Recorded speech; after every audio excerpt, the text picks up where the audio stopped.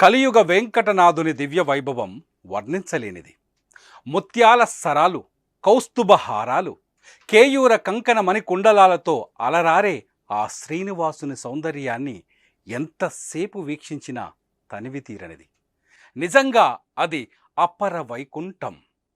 అక్కడ కొలువైన ఆ వెంకటనాథుడిని దర్శించుకోవాలని పరితపించని వారుండరు.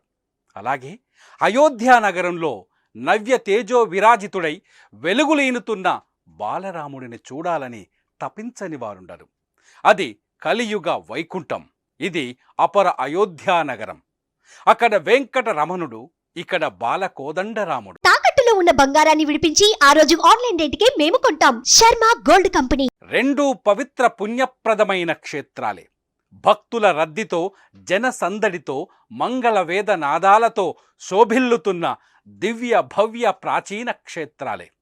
సప్తగిరులను లక్ష్మీపతి ఆవాసంగా చేసుకుంటే సరయూ తీరాన్ని సీతాపతి తన నెలవుగా చేసుకున్నాడు. ఇప్పుడు ఆ తిరుమల నాథునితో బాలరాముడు పోటీ పడుతున్నాడా అన్నట్టుంది. ఎక్కడ చూసినా భక్తజనం, ఏ నోట విన్నా రామనామం.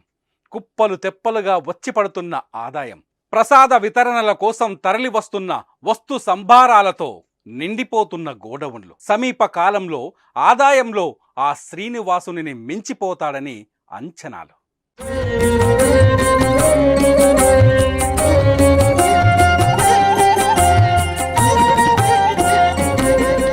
ఇద్దరి అంశ ఒకటే, ఇరుమంత్రాలతో ధ్వనించే శబ్దం ఒక్కటే. గోవిందనామమైన రామనామ జపమైన ఆ నారాయణమూర్తిని స్మరించుకోవడమే. కష్టాలు తీర్చి కడగండ్లు తీరి సుఖమయ జీవనం సాగాలంటే, ముక్తిప్రదమైన యోగం కలగాలంటే ఆ స్మరణం, ఆ నామం, ఆ జపం తప్పనిసరి. ఒకటి కలియుగ మంత్రం, ఇంకొకటి కరుణించే మంత్రం. అజేయ శక్తినిచ్చే అద్భుత మూర్తులు వారులు. దయామయులు, కరుణామయులు వారు.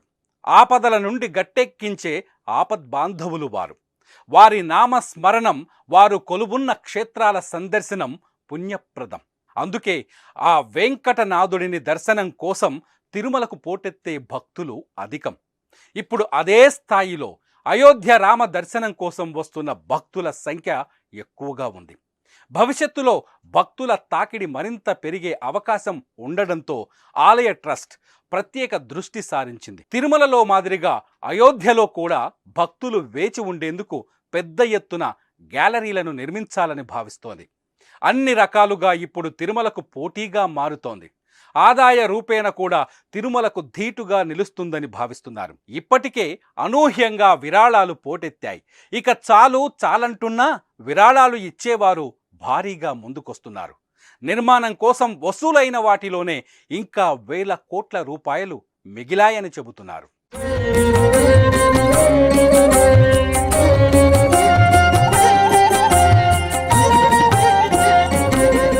తిరుమలలో ప్రతిరోజు నిర్వహించే నాద నీరాజనం తరహాలో అయోధ్యలో కూడా భక్తి సంగీత కార్యక్రమాలు ఏర్పాటు చేశారు. ప్రస్తుతం మార్చి 10 వరకు 45 రోజుల పాటు శ్రీరామ గాన సేవ పేరుతో ఈ కార్యక్రమం కొనసాగనుంది. దేశవ్యాప్తంగా పేరెన్నిక గల 100 మంది గాయని గాయకులు గానసేవలో పాల్గొంటున్నారు. అలాగే అయోధ్యలో భక్తులకు సేవలు అందించేందుకు కూడా స్వచ్ఛంద సేవకులను ఆహ్వానిస్తున్నారు. తిరుమలలో శ్రీవారి సేవ తరహాలో స్వచ్ఛంద సేవకులు తమ విధులను నిర్వహించనున్నారు. ఇక ప్రతిరోజు అన్నదాన కార్యక్రమాలు, ప్రసాద వితరణల కోసం దేశంలోని వివిధ ప్రాంతాల నుండి భారీగా లారీలలో ఆహార పదార్థాలు అయోధ్యకు చేరుకుంటున్నాయి. వాటిని నిల్వ ఉంచేందుకు ఏర్పాటు చేసిన గోడౌన్లు అన్నీ ఇప్పటికే ఫుల్ కావడంతో లారీలన్నీ ఎక్కడివక్కడ నిలిచిపోయాయి. తిరుమలలో భక్తులకు ఏ ఏర్పాట్లు ఉన్నాయో అలాంటి ఏర్పాట్లన్నీ అయోధ్యలో కూడా చేపట్టేందుకు ప్రణాళికలు సిద్ధమవుతున్నట్టు అధికారులు చెబుతున్నారు. ఇక వరుస సెలవులు ఉన్న సమయంలో సుల్తాన్పూర్ నుండి అయోధ్యకు దారితీసే మార్గంలో ట్రాఫిక్ను నియంత్రిస్తున్నారు. జన్మభూమి పద్లో ఏర్పాటు చేసిన క్యూలైన్ల ద్వారా సామాన్యులు సులభంగా బాలరాముని దర్శనం చేసుకునేందుకు అన్ని ఏర్పాట్లు చేశారు.